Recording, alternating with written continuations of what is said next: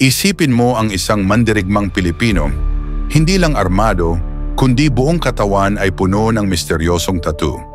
Sila ang Pintados, ang mga iginuhit, isang lahi ng matatapang na mandirigma mula sa Visayas na ginamit ang kanilang balat bilang kasaysayan.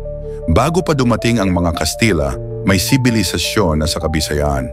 Ang mga Pintados ay kilala hindi lamang bilang mandirigma, kundi bilang mga taong may sariling kultura. May sistema ng pamahalaan, sining at pananampalataya. Ang kanilang mga tattoo ay hindi palamuti lang. Ito ay simbolo ng karangalan, katapangan at katayuan sa lipunan. Masakit ang proseso. Ginagamitan ito ng matutulis na tinik, abo at langis.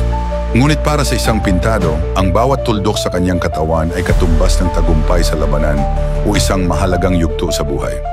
Sa kanilang kultura, ang taong walang tattoo ay wala pang napatutunayan. Ang Pintados ay kilala rin bilang mga mabagsik na mandirigma. Sumasakay sila sa karakoa, mga bangkang pandigma, at lumalaban gamit ang kampilan, bolo at pana. Likas sa kanila ang pagiging matapang at maparaan sa digmaan. Noong dumating ang mga Kastila noong 1500, namangha sila sa mga Pintados. Sa katunayan, tinawag nila ang mga taga-Visayas bilang Los Pintados.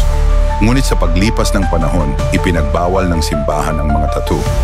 Itinuring itong pagan at un-Christian. Unti-unting nawala ang kultura ng pagpapatato bilang tanda ng dangal. Pero sa puso ng mga Waray, Cebuano at iba pang Bisayan, nanatiling buhay ang diwa ng Pintados. Sa mga kwento ng matatanda, sa mga awit at sayaw, na ipapasa ang alaala ng mga taong hindi natakot ipinta sa balat ang kanilang katapangan.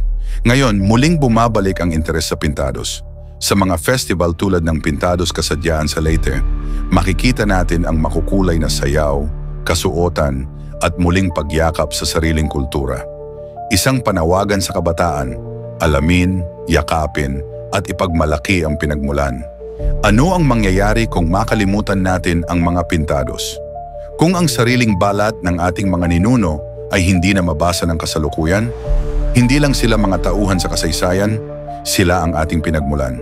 Dugo nila ang nananalaytay sa ating ugat. Sila ang lahi ng mga Pintados, mga mandirigmang isinulat ang kanilang kasaysayan sa sarili nilang katawan. Ngayon ikaw na ang tagapagdala ng kwento. Huwag mo itong kalimutan. Like, subscribe, at sama-sama tayong alamin ang kasaysayan ng mga nakalimutang bayaning Pilipino.